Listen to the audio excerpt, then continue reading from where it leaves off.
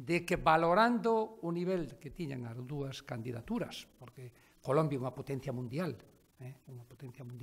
a nivel de país, pero como non se valora que se sexa potencia, senón valórense moitísimas circunstancias, decidimos que fora Foz de Iguazú quen albergue Termatalia 2018 no Brasil. A candidatura brasileira gañou finalmente a colombiana, pero o certo é que Termatalia 2018 vaise celebrar nun destino, pero en 3 países, porque Foz de Iguazú é o epicentro de Brasil, Argentina e Paraguai, o que lle dá a esta edición unha trascendencia superior que para a provincia suporá seguir promovendo e difundindo o termalismo.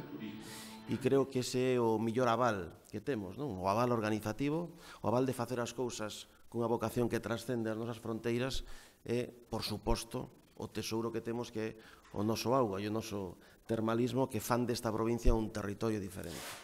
Termatalia 2018 celebrarase nas datas habituais da feira, finais de setembro, comezos de outubro, e suporá novas oportunidades para as empresas de España e Galicia, así como para os demais países participantes. Foz de Iguazú é o segundo destino elexido polos estranxeiros que visitan Brasil.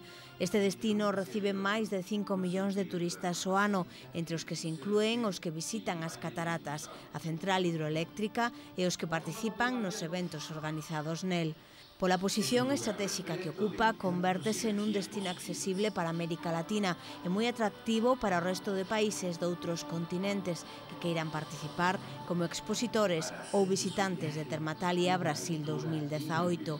A elección desta sede servirá tamén para reforzar a presenza de Brasil en Termatalia e para promocionar a través dela a Ourense e Galicia como destinos termais. Temos que tratar de variar esa oferta, de facela chegar a ese mundo que está fora e que quere compartir connosco esa riqueza que é a agua.